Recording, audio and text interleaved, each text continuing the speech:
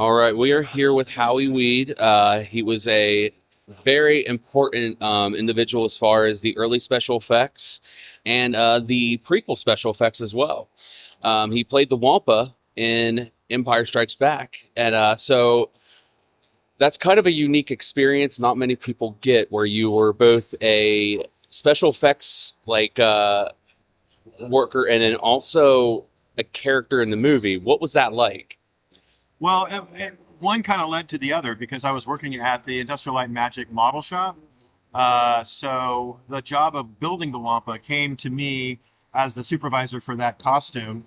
And then that kind of turned into me actually being inside the costume. I kind of talked my way into it. Initially, we just were charged with building it.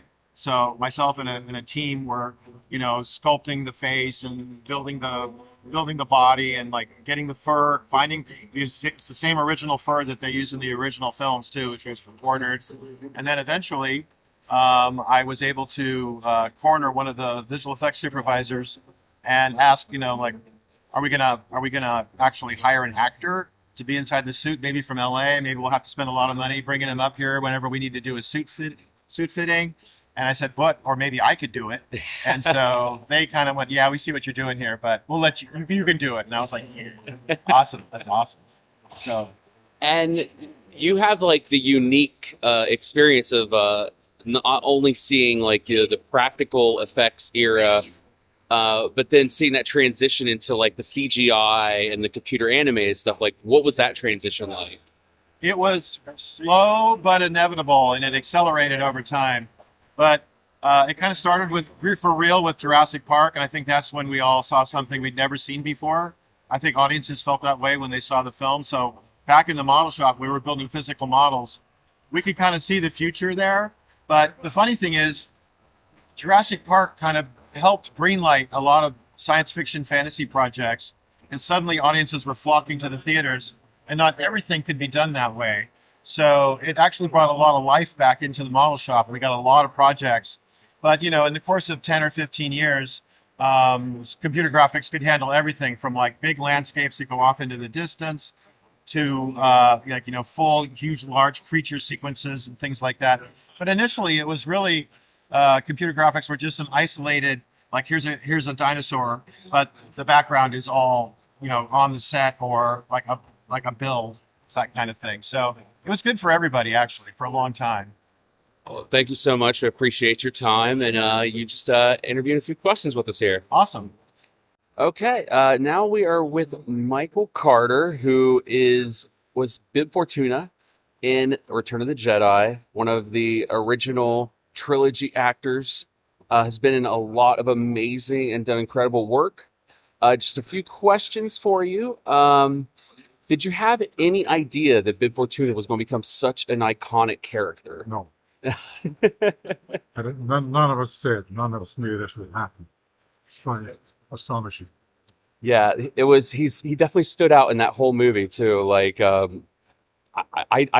whenever I explain that scene to somebody, I was like, okay, it's when the guy comes out and then he says, "Duwanga." He's like, oh yeah, that guy. What was your favorite behind-the-scenes memory from working on Return of the Jedi? What was my favorite moment? Getting the makeup off at the end of the day. Scratching my head for half a minute. Because my head would get very, very itchy. In fact, one day it got so itchy, I would have given away my kids to get relief. And I had to go to David Tomlin. And he knew exactly what was wrong. He was the first AD. And they got Nick Dudman to split the skull, take it off, and send me home halfway through the day.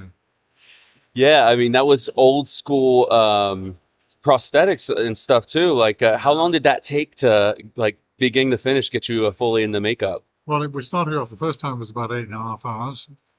But we got faster and faster over 5 weeks until eventually Nick got it down to 59 minutes. Oh, wow, that's amazing. That was the very last day. That's incredible. One more for you. If you could have done one or more, if you could have had Bib Fortuna in any other scene in Star Wars other than the ones that he was in, what would he be in? I don't know. I don't know that it could be in any other sense, given who he was and what he was. I don't think so. I think he was fine as he was, as he was. Just hanging out up there in the Jabba's palace. Yeah. Well, I appreciate you answering a few questions for me. Thank you so much for coming to ICCCon.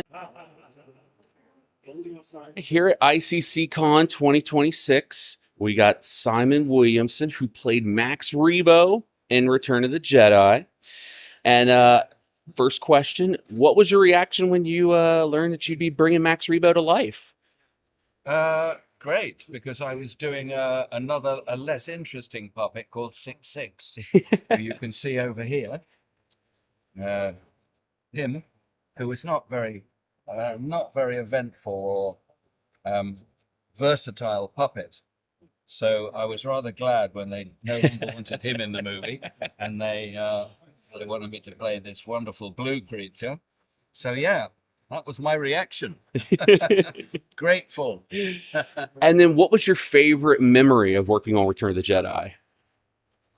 I mean, there's so much. I mean, it's playing Max Rebo himself. I mean, there's a nice little reaction I do as the character to the thermonuclear detonator being produced, is that I block my eyes. Love that part. Okay. Yes. That's going to be really helpful. But the point was, I'm not blocking my eyes with my hands, I'm blocking them with my feet, because Max Rebo only has feet and legs instead of arms. So, perfect. Yeah. And the other one was the Gamorrean guard who gets eaten by the Rancor. That was great fun, because you had to kind of overact incredibly, because inside a large suit, you have to move more than normal. Your movement has to be bigger, so it reads on the outside of a very well-padded creature.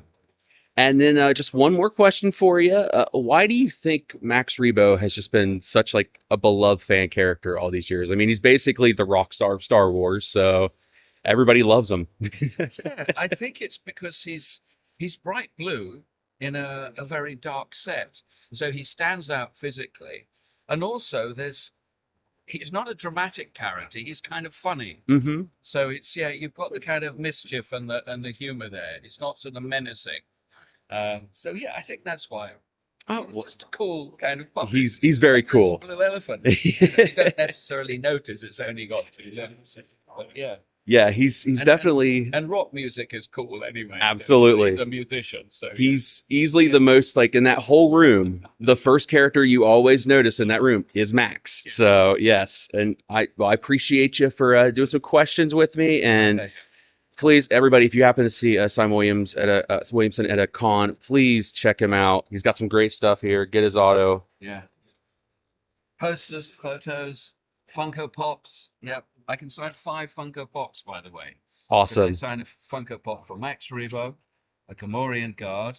I did the eye blinks of Nine Numb in the Millennium Falcon. I signed for him. And Ursula the Chanter in the Dark Crystal. He's the only... Love the Dark Crystal. Yeah, he's the only mystic they have as a Funko Pop. And along with about 30 other puppeteers. Little Shop of Horrors. The giant... Classic. To Little Shop of Horrors. Yeah, they needed about 30 plus puppeteers, each on a singing pod or a tendril. Well, appreciate it very much for you speaking with me, and have a great rest of your day. Great.